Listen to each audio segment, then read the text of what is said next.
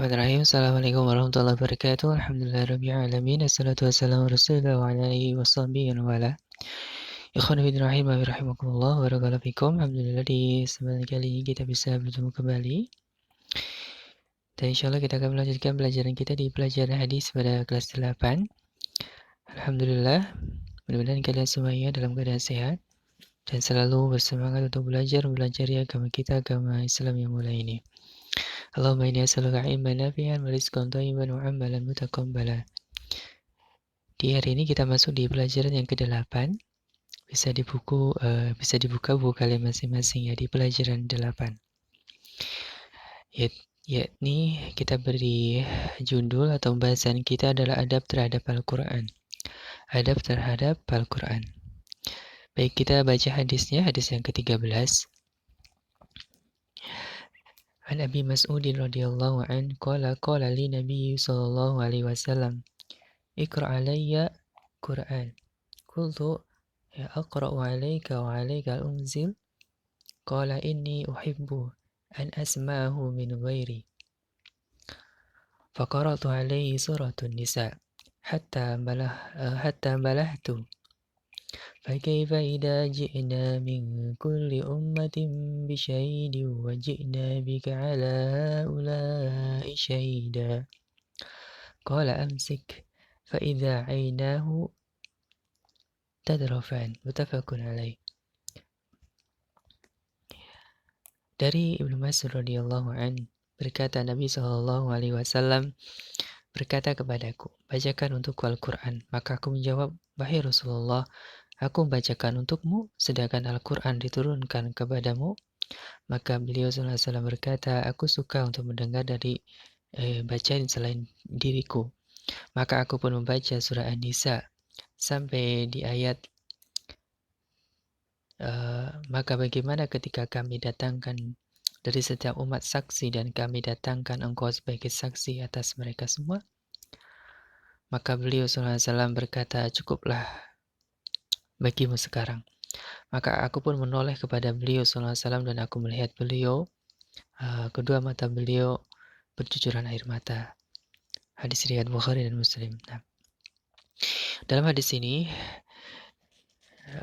Abdullah ibnu Mas'ud radhiyallahu anhu menceritakan bahwasanya Rasulullah SAW meminta beliau untuk dibacakan Al-Quran, ya, karena Nabi SAW suka ya mendengar Al-Quran dari bacaan orang lain. Walaupun Al-Quran turun kepada beliau, tapi beliau suka untuk mendengarkan bacaan Al-Quran dari orang lain. Maka Abdullah ibnu Mas'ud membacakan surah An-Nisa, ya, An-Nisa. Kemudian ketika sampai di ayat yang ke-21, beliau berucap untuk cukup.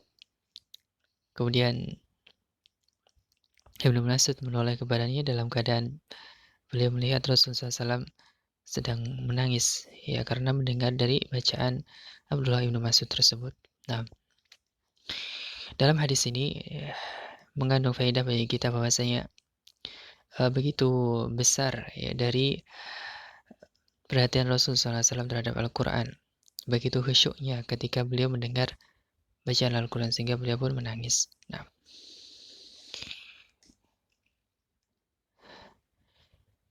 baik, kita langsung masuk ke makna dan bimbingan hadis. Untuk kosakata bisa kalian baca sendiri. Bahwasanya Al-Quran adalah kalam Allah atau ucapan Allah. Barang siapa yang membaca kemudian mendengarkan Al-Quran, maka akan mendatangkan ya dalam jiwanya pengaruh baik, ya.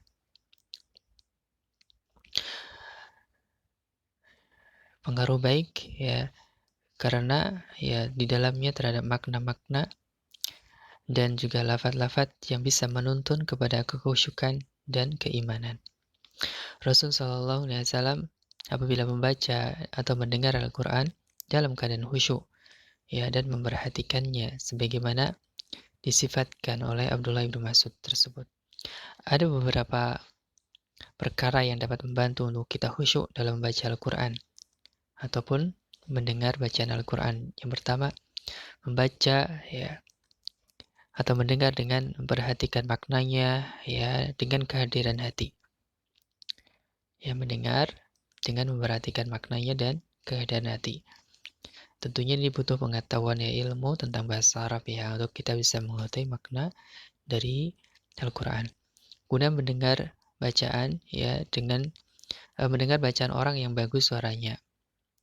Ya, ini juga bisa menghadirkan kekhusyuan ya. Kita bisa mendengar murotal dari para qori, ya silakan kita pilih dari mana yang kita sukai bacaannya. Kemudian yang lainnya juga ya, kita memperhatikan adab-adab ketika membaca ataupun mendengarkan bacaan Al-Quran ya. Nah, dan ini juga bisa membantu kekhusyukan kita. Kemudian ketika membaca Al-Quran tentunya harus memperhatikan dari hukum-hukum tajwidnya. Ya, kita membaca Al-Quran sebagaimana Al-Quran itu turun. Baik, kemudian selanjutnya beradabnya kita dengan adab-adab membaca Al-Quran menunjukkan tentang penghormatan dan pengagungan terhadap Al-Quran. Ya, jadi bentuk kita melaksanakan, menunaikan adab-adab ketika membaca Al-Quran menunjukkan tentang penghormatan kita dan pengagungan kita terhadap Al-Quran. Karena Al-Quran itu butuh kita hormati dan butuh kita agungkan. Karena Al-Quran ini adalah kitab suci kita semuanya dan merupakan wahyu kalam Allah Subhanahu wa taala. Nah, kemudian di antara adab-adab ya dalam membaca Al-Quran ya. Yang pertama, 6 kita melakukan sujud tilawah ya apabila melewati bacaan sajdah ya. Membaca dengan penuh perhatian dan kekhusyukan, membaca dengan tartil ya dan tidak tergesa-gesa, membaguskan suara ketika membaca Al-Quran, meminta perlindungan kepada Allah ya dengan isti'adah, dan tidak membaca Al-Quran di tempat yang terlarang membacanya ya, seperti di kuburan atau di tempat buang hajat. Nah, kemudian membaca Al-Quran dalam keadaan suci ya, baik suci badan kita ya, pakaian ataupun tempatnya. Kemudian juga mengikhlaskan niat hanya untuk Allah Ta'ala. Nah, di antara adab-adab dalam membaca Al-Quran. Nah, kemudian selanjutnya untuk kita melaksanakan setiap hari, untuk kita membaca Al-Quran dengan khusyuk dan memperhatikan makna-maknanya. Yang baiknya kita membaca Al-Quran, itu ada Al-Quran yang mempunyai terjemah ya, bahkan lebih baik ada tafsirnya. Masya Allah sekarang sudah banyak ya Al-Quran, baik Al-Quran yang mushaf yang bisa kita beli ataupun berupa aplikasi ya, itu sangat banyak dan itu memudahkan kita untuk bisa mentadabburi Al-Quran guna untuk berpegang teguh terhadap adab-adab ketika membaca ya Al-Quran. Ini sebagai bentuk kita mengagungkan terhadap Al-Quran. Nah, kemudian ada beberapa contoh-contoh keadaan para ulama kita ketika mereka bersama Al-Quran, membaca Al-Quran. Dari Nafi, ya beliau adalah bekas budak Ibnu Umar radhiyallahu an, ya berkata, tidaklah Ibnu Umar radhiyallahu an membaca ayat ini ya, yaitu ayat wa in tubdu ma fi anfusikum aw tukhfuhu yuhasibkum bihillah, maka kecuali beliau menangis ya. Nah, menunjukkan tentang penghayatan Abdullah bin Umar terhadap ayat tersebut, sehingga beliau pun menangis setiap membaca ayat tersebut. Dan masih banyak contoh-contoh dari yang lainnya, bisa antum baca sendiri di buku kalian. Taib barakallahu fikum.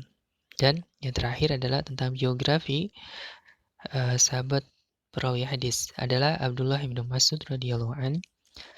Beliau adalah Abdullah bin Mas'ud al-Hudhali. Sifat beliau adalah ya, di antara sifat dan juga hal-hal yang penting dari beliau termasuk orang yang pertama masuk Islam ya, dari as-sabiqun al-awwalun. Beliau orang yang pertama kali menjaharkan atau mengeraskan bacaan Al-Quran di Mekah, berhijrah 2 kali yaitu ke Habasyah dan juga ke Madinah. Beliau mengikuti semua peperangan ya, perang Badar dan peperangan sesudahnya. Rasulullah SAW mempersaksikannya sebagai penghuni surga dan mewasiatkan agar mengambil Al-Quran dari Ibnu Mas'ud. Beliau termasuk ulama yang banyak meriwayatkan hadis dari kalangan sahabat. Beliau pernah diutus oleh Umar radhiyallahu an waktu itu ketika menjadi khalifah ya, ke Kufah untuk mengajar di sana. Jadi Abdullah bin Mas'ud adalah salah satu sahabat yang mendapat rekomendasi dari Rasul SAW untuk diambil bacaan Al-Qur'annya. Ya, kemudian beliau meninggal pada tahun 32 Hijriah radhiyallahu an. Itu adalah sedikit ya biografi dari Abdullah ibnu Mas'ud. Semoga Allah meridhoinya. Tapi barakallahu fikum. Ini saja di pelajaran ke-8. Mudah-mudahan kita bisa memahaminya dan mengamalkannya. Naam, alhamdulillahirabbil alamin. Wallahu taala alam. Subhanakallahumma bihamdika asyhadu an la ilaha illa anta astaghfiruka wa atubu ilaik. Assalamualaikum warahmatullahi wabarakatuh.